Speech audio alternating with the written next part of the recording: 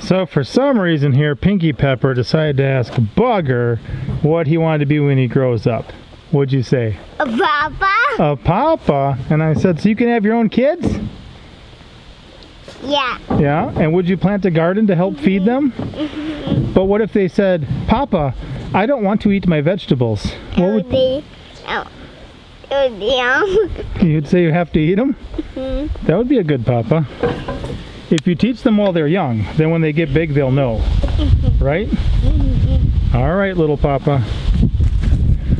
All right, guys, Papa Pepper back once again here on the Abundant Harvest Homestead. This video is not my idea. This one is done per request of several individuals. Many have reached out to me over time, both online and off, and asked if I would do a video or a series of videos on parenting in general.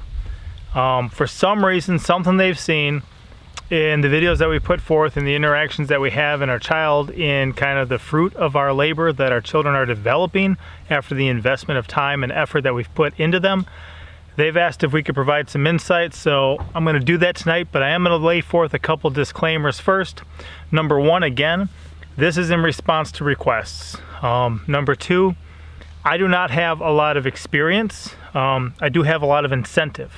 I've been a dad for about 10 years now, just over 10 years, and the lasting effects of my parenting have yet to be proven as my children grow into their 20s, 30s, 40s, 50s, as they raise up their own children, if they get married and have children, that type of thing. Also, a lot of what you see online is edited.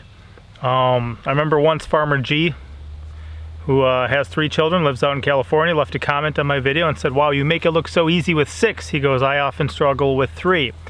I replied to him, "I edited it.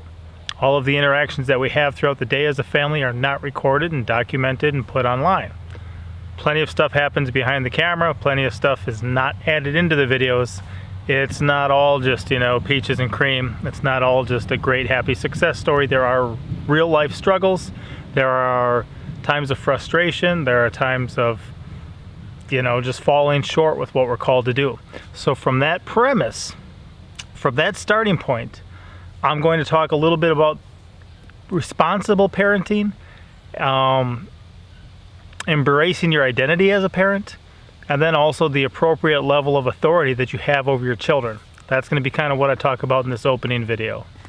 So first and foremost, from the time that you become a parent, whether it's a mother or a father, you are a parent, okay?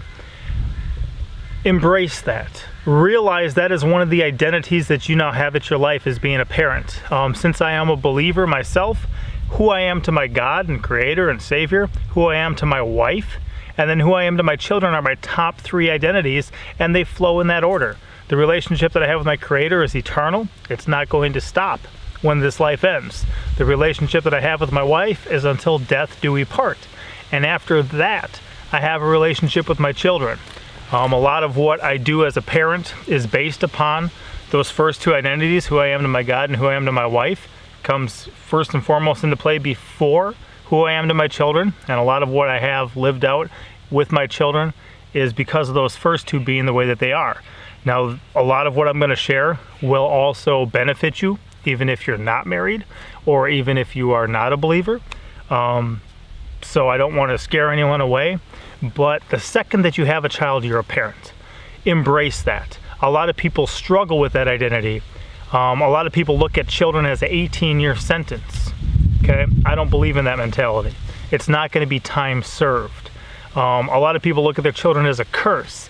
And even if that's not right there in the forefront of every interaction that they have with their children, if that is in the back of their mind, that their children are a curse and not a blessing, and there's something that's going to cramp their finances, that's going to cramp their freedom, that's going to get in the way of them living their life because they have not embraced how important the identity is of them being a parent, that's going to be there underlying and in the subconscious, and it's going to come across. It will come across in the interactions that they have with their children. And unfortunately, a lot of people who view their children as such raise them and they actually become a curse. It's like a self-fulfilling prophecy. They're a curse to themselves, they're a curse to their parents, they're a curse to the rest of us in society.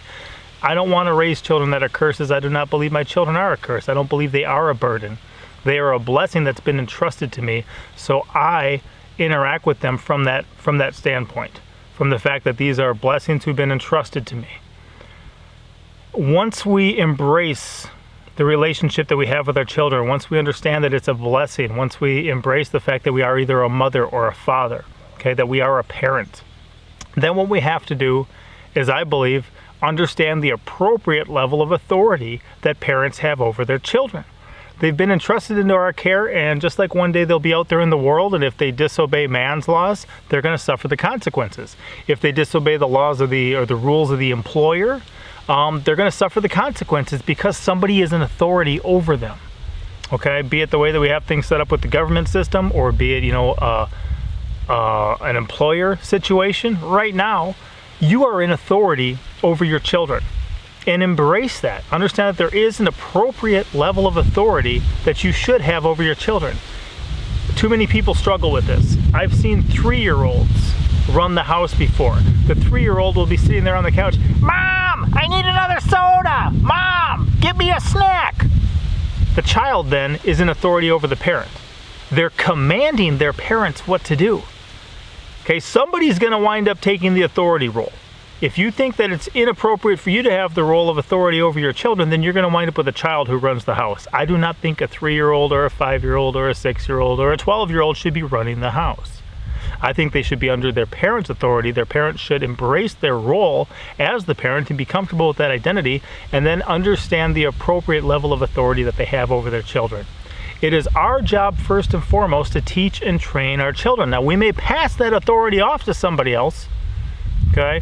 Be it school teachers, be it other people in the community, be it uncles, aunts, grandparents, whatever. But it's our responsibility to teach our children. And even if we pass the buck, or we pass the blessing of that, the responsibility of that to somebody else, we still stand accountable because we're choosing to pass that off to somebody else. And we better still have an awareness of what we're letting them be exposed to, what we're letting them be taught, how we're letting them develop, even if we're entrusting that into somebody else's care. It does not negate our responsibility just because we pointed to somebody else and said they can be responsible for that. I talk a lot about intentional parenting when I have an opportunity to speak. I've spoken at some men's conferences before, spoken at some children's family conference before. Intentional parenting is going to be important, and responsible parenting is going to be important. We have to understand that these children have been entrusted to us, and we have to be intentional with them. What is your end goal with your child? What type of person do you want them to be? Head knowledge is one thing. You can have a real jerk who understands a lot of things. Or you could have a person of incredible character who can't read and write and doesn't know math. Okay, I believe we need to combine some of those. Okay, we're going to want a certain level of book smarts and head knowledge, but we also want some common sense, and we also want a person of integrity and character.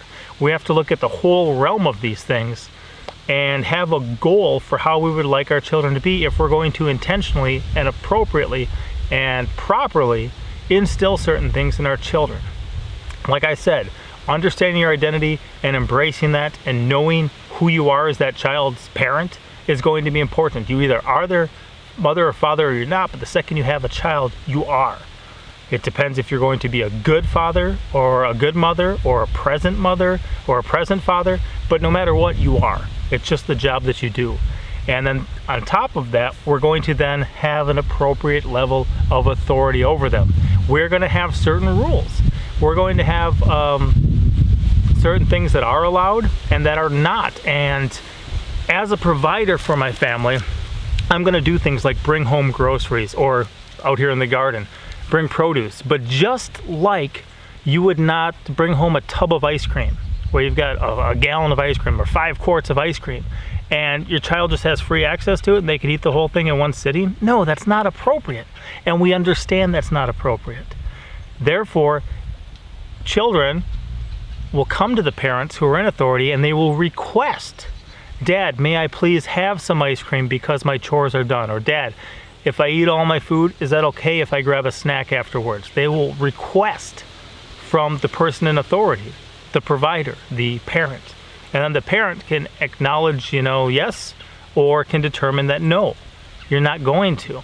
And there's people who struggle with that, you know, and they wind up with kids on the couch. Mom, give me a soda. They're not even asking or requesting if they may have one. They haven't even received the green light that that's a good thing, that they can even get off their own butt, walk up to the fridge and grab that soda for themselves.